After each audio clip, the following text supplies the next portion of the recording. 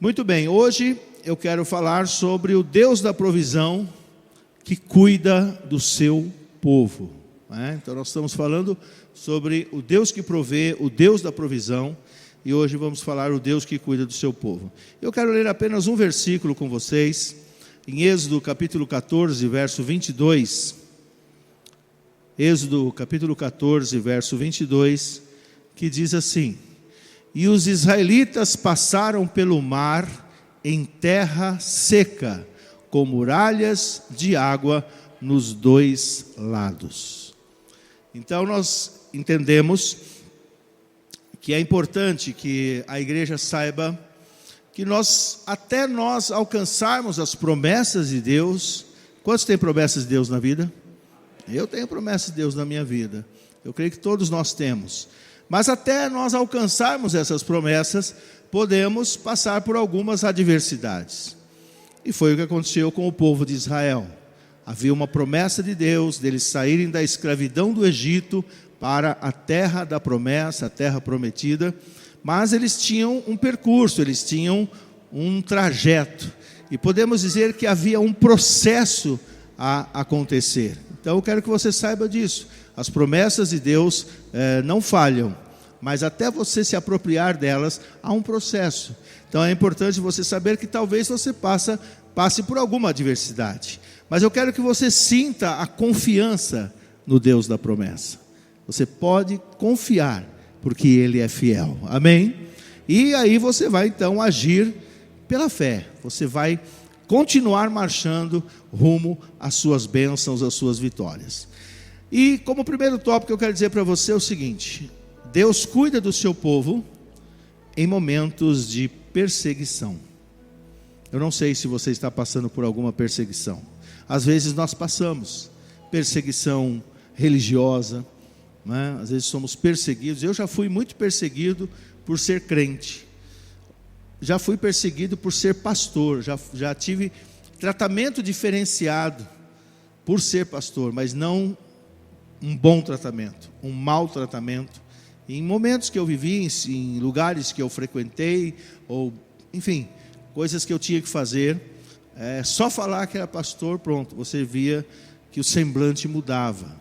Antes de eu ser pastor, né, que eu me tornei pastor aos 27 anos, mas eu voltei, né, para os caminhos do Senhor aos 17. Eu fui criado dentro do meio evangélico desde que nasci, mas dos 12 aos 17 eu fiquei fora.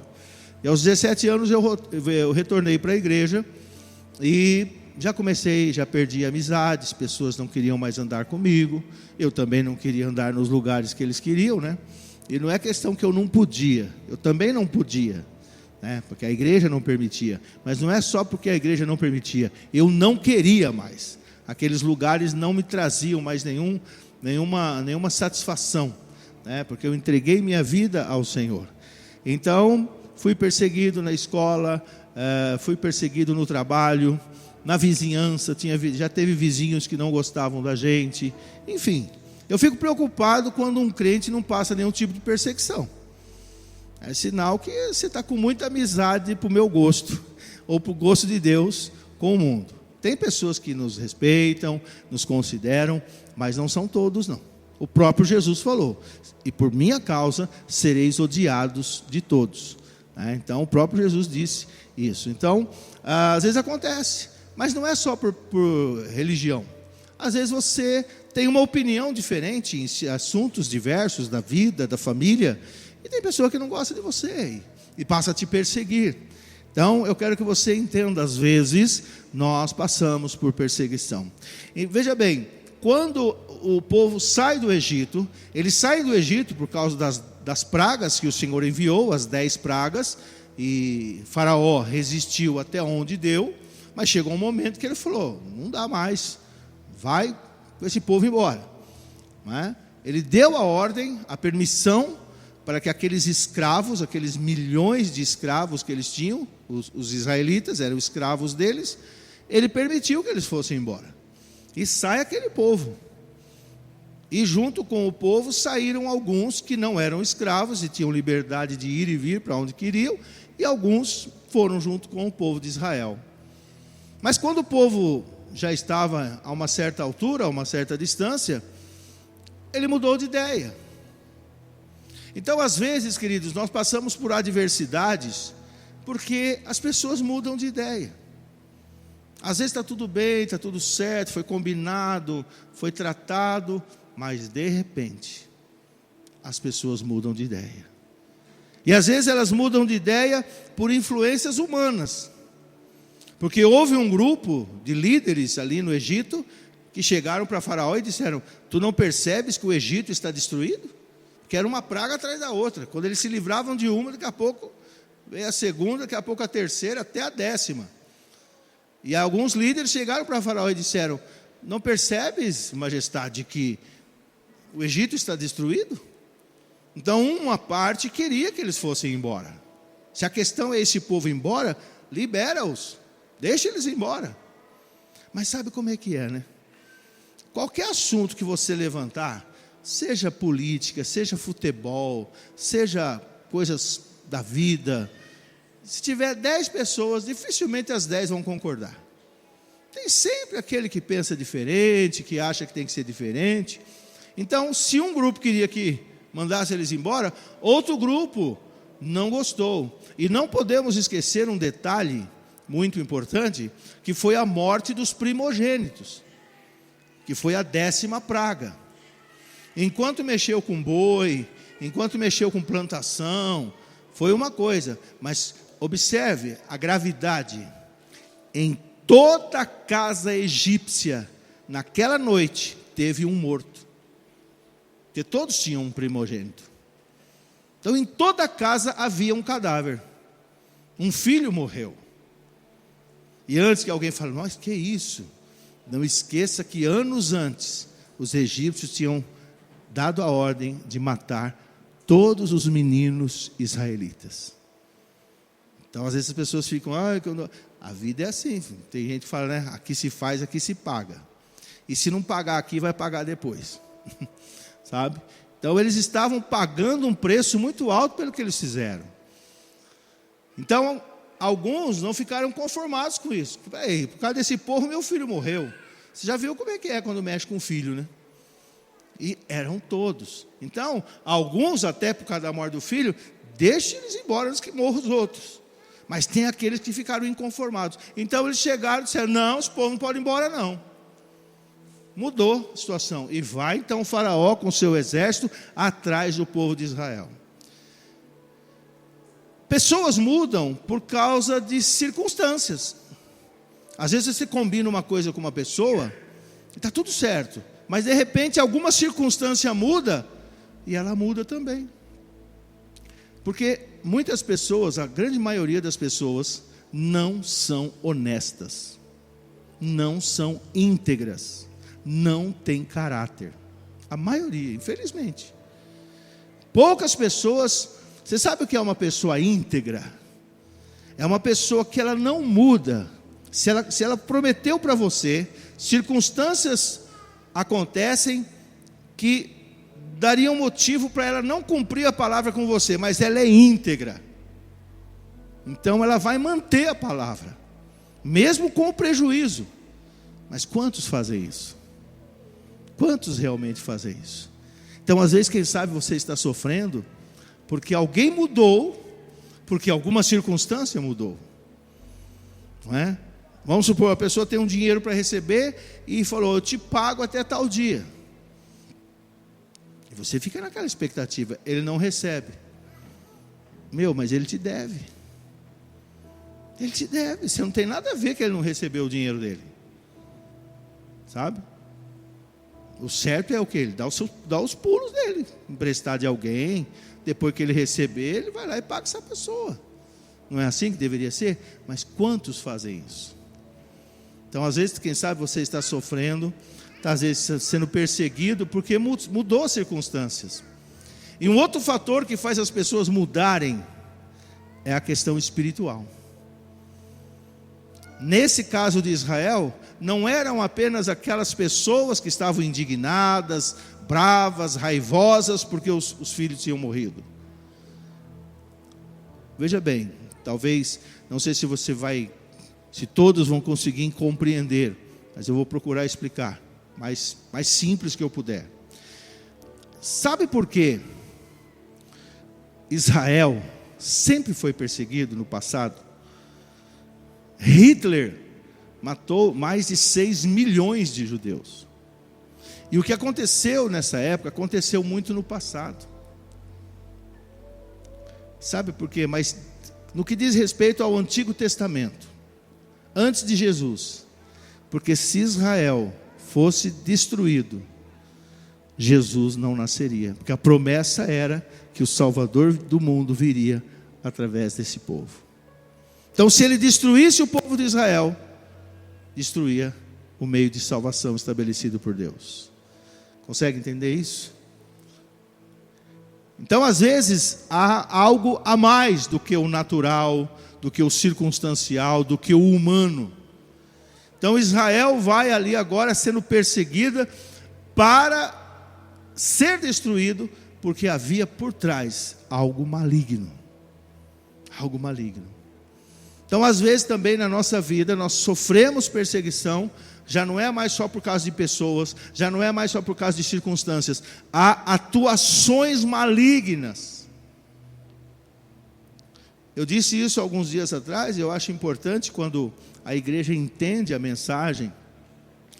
E um casal me procurou, estou falando porque eles não estão aqui, talvez estivesse, não tem problema nenhum, não estou citando quem é, mas eles disseram: olha, nós estamos percebendo que o que nós estamos enfrentando não é normal. Eu falei: eu estou de férias, deixa eu voltar e nós vamos ministrar. Então agora já voltei, né? Porque se eu for, né, aquela velha história que eu falei lá, né, o diabo não tira férias, mas o pastor tira.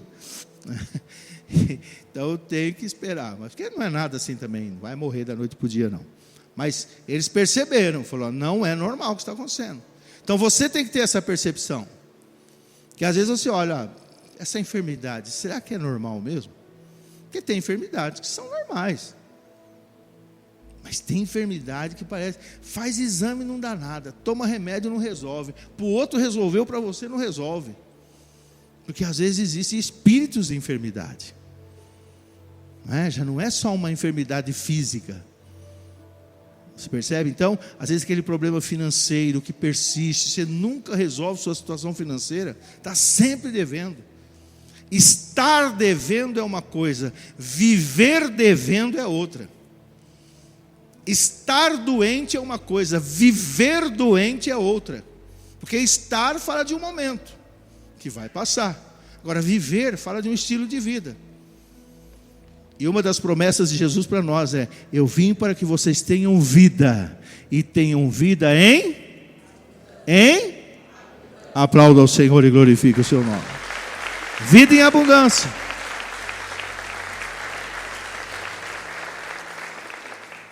Mas Deus cuida da gente nos momentos de perseguição.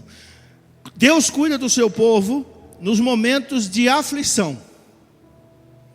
Observe que agora eles estão fugindo, e eram milhões de pessoas, não eram milhares, eram milhões de pessoas. A Bíblia fala de 600 mil homens, está registrado na Bíblia isso, 600 mil homens, porque quando eles contavam, eles só contavam homens de 20 anos para cima. Então, tinha muitos outros homens de 20 anos para baixo, muitas mulheres, crianças, enfim, masculinas e femininas. Então tinha milhões de pessoas ali. Alguns chegam a falar em 3 milhões, não sei.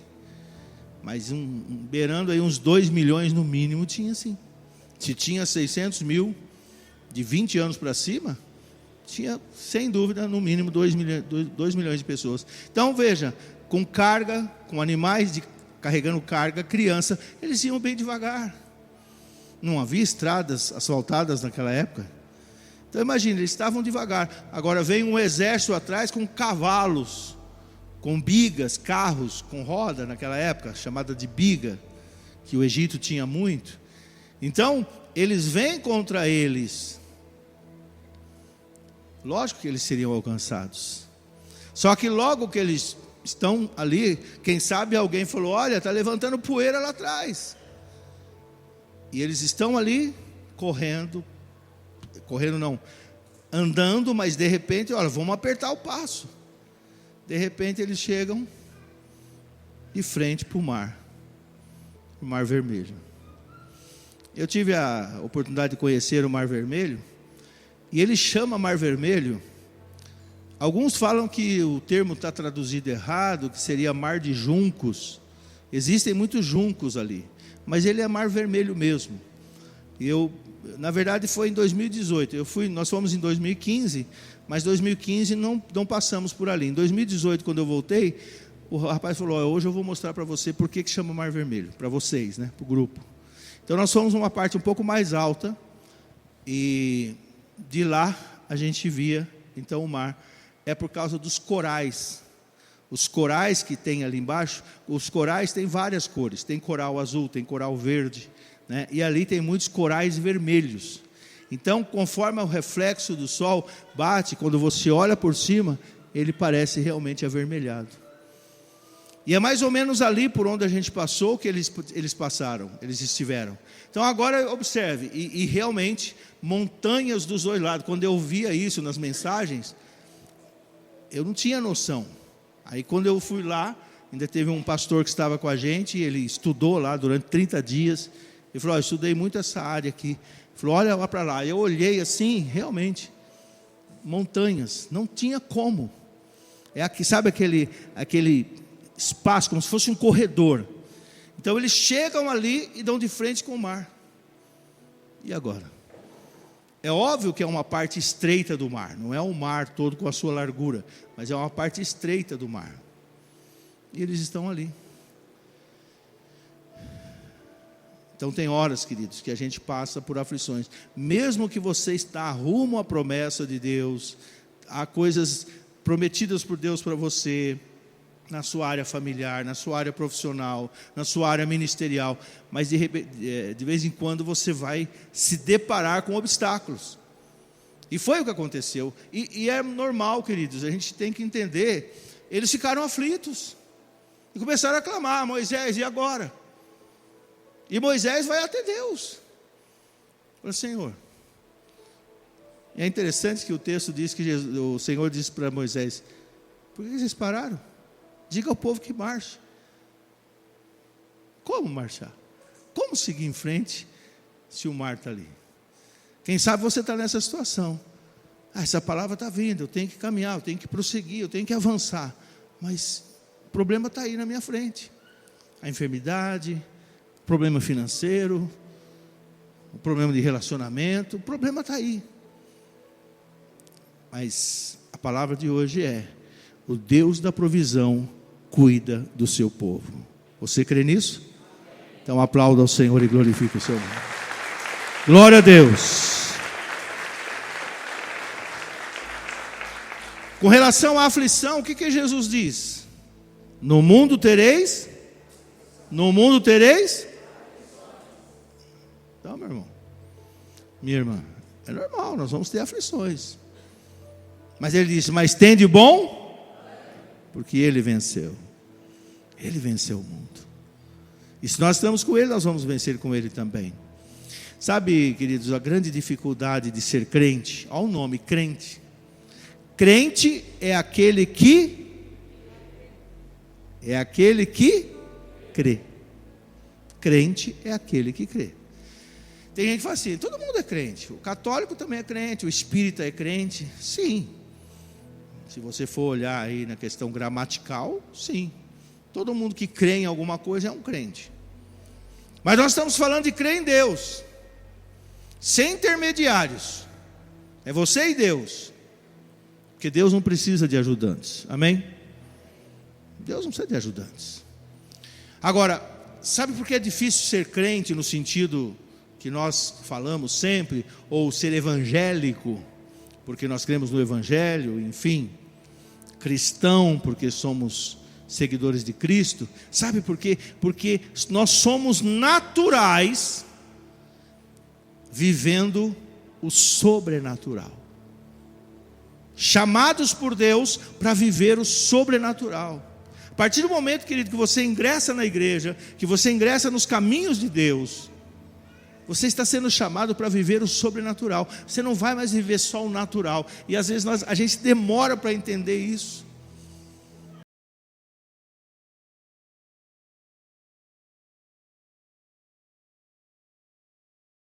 Mais perto, não poderia ser mais rápido, não poderia ser menos dolorido?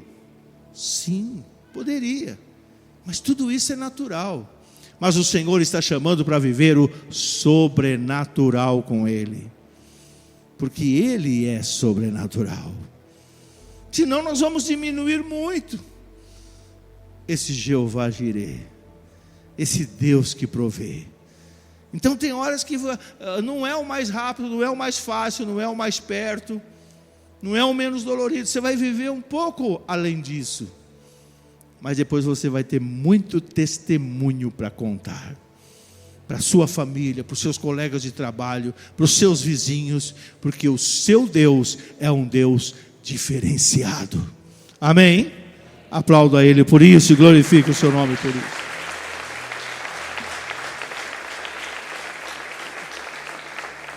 Então isso nos aflige. Quer que eu fale uma verdade para você? Viver pela fé não é tão simples assim.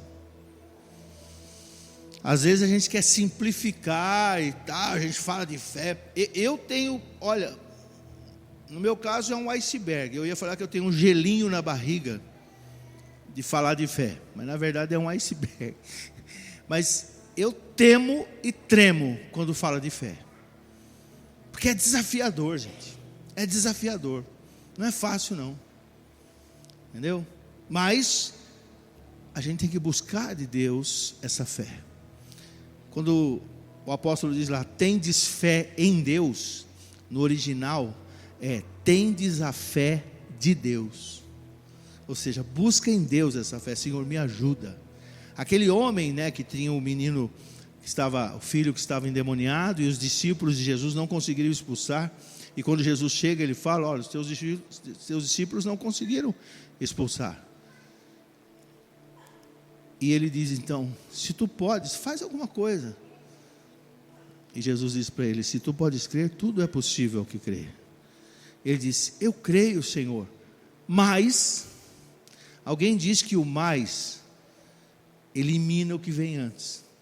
Você fala uma coisa, mas o mais, quer dizer, o mais importante é o que vem depois, né? Ele falou assim, eu creio, Senhor, mas me ajude na minha incredulidade. Ou seja, eu creio, Senhor, mas eu creio e duvido. Agora deixa eu falar uma coisa para você. Você fala assim, eu não tenho fé, porque às vezes eu duvido demais. Ter fé não é ausência da dúvida. Ter fé não é ausência da dúvida. Assim como a coragem não é ausência do medo. Não é porque o camarada é corajoso que ele não tem medo. Não, ele é corajoso, ele está com medo, mas ele enfrenta o medo e vai. Então a fé não é que você não duvida. Você duvida, mas você vence a dúvida e avança. Amém? Esse é o segredo. Então eu quero aliviar para você.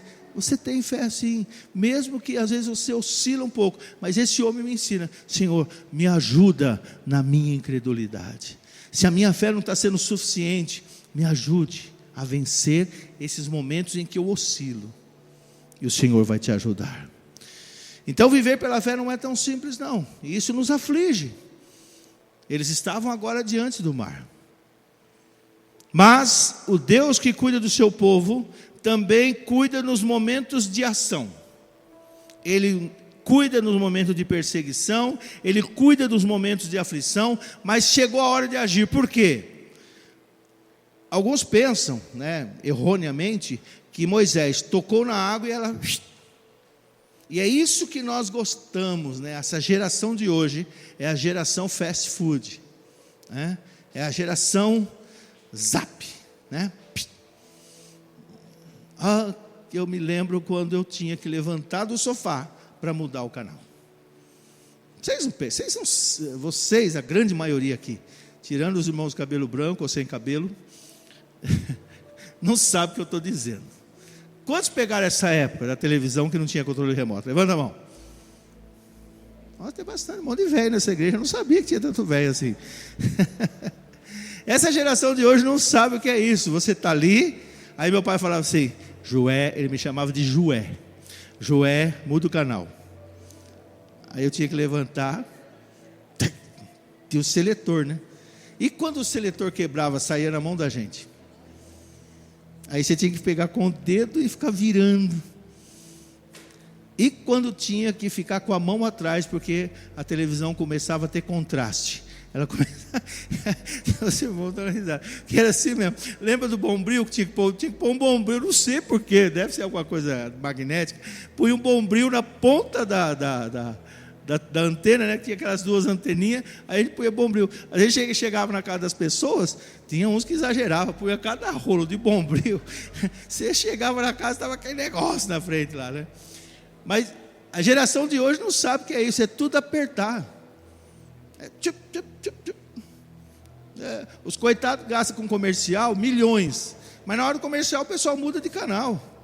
Ele vai para outro canal para assistir 15 minutos de intervalo do jogo. Ele fica 15 minutos, eu sou assim, eu fico 15 minutos assistindo outra coisa. Aí depois eu volto para o segundo tempo. Eu não fico vendo propaganda, né? É por isso que eles ficam passando propaganda na hora do jogo, porque se depender do intervalo. Mas a geração de hoje é a geração que não tem paciência, quer tudo para ontem, quer tudo para ontem. E com Deus não é assim, sabe? Não é dessa forma. E agora eles estavam, então, muitos pensam que Moisés tocou ali nas águas e... Não, a Bíblia diz que foi um vento durante toda a noite. Um vento foi passando e foi dividindo as águas. Então eles passaram uma noite de prova, uma noite de provação. Mas o que a Bíblia diz? O choro pode durar uma noite, mas a alegria vem pela manhã. Glória a Deus. E eu quero dizer para você, e eu quero que você creia, porque o Senhor está providenciando esse vento sobrenatural e os caminhos irão se abrir para você. Você crê nisso? Glória a Deus, creia nisso, vai acontecer. Então agora, chega de manhã, as águas estão abertas. Só que, como o versículo que nós lemos, havia uma parede de água. Só que não é uma parede que nem essa. Era uma água revirando ali. E aí vem a minha criatividade, você não é obrigado a acreditar, mas eu não acho nenhum absurdo. De repente eles viam um tubarão ali. O tubarão vinha, acho que o molequinho olhava, mãe, o tubarão! Ele vinha, voltava. Chegava onde estava o final da água, não ficava bicho pulando para fora. Sabe por quê? Porque tinha uma mão segurando ali. Uma mão invisível, mas era a mão do meu Deus, era a mão do teu Deus. E aquele mundo, aquela parede enorme, e eles tendo que passar, só que eles passaram a pé enxuto. Deus agiu. Nós sabemos que a água deixa o solo mole e molhado, mas a Bíblia diz que eles passaram a pé seco, porque quando Deus faz, Ele faz completo, amém? Mas eles tiveram que ter fé, porque o mar estava à frente, agora se abre, mas a gente tem sempre esse pensamento, e se essa parede romper? E se de repente, até quando essas águas vão suportar? E imagina, milhões de pessoas passando, foi demorado. Você imagina os que estavam por último. Quem sabe pensava, para os outros deu certo, mas com a gente vai romper. Essa barragem vai romper. Você sabe como é que é o ser humano, às vezes é assim, sabe? Mas o Deus que provê, cuida do seu povo. Até o último instante. Então, a Bíblia, nós cantamos agora, né? E a Bíblia diz que nós andamos por fé e não por vista. Então escute isso. Deus vai abrir portas, Deus vai abrir caminhos para você, amém?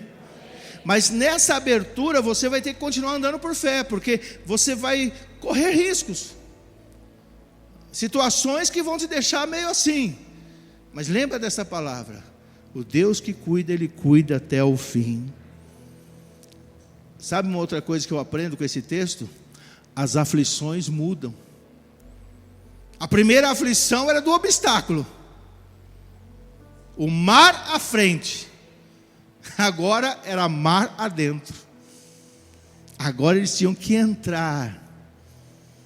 Então é assim, você passou, às vezes você passa a aflição do obstáculo, mas agora o Senhor tira o obstáculo, mas de repente vai vir a aflição de ter que andar por fé, caminhar pela fé, crendo que essas paredes não vão se romper, porque há uma mão invisível segurando. Eu não sei qual a dificuldade que você está atravessando, mas essa mesma mão está sobre a sua vida. Essa mesma mão está cuidando de você. Então, para encerrar, eu quero dizer para você que Deus cuida antes, Deus cuida durante e Deus cuida depois. Deus cuidou de você antes, Deus está cuidando durante este momento, e depois Ele vai continuar cuidando de você. Você crê nisso? Você recebe isso? Então aplauda ao Senhor e glorifique o seu nome por isso. Glória a Deus. Eu quero orar com você. Vamos ficar em pé.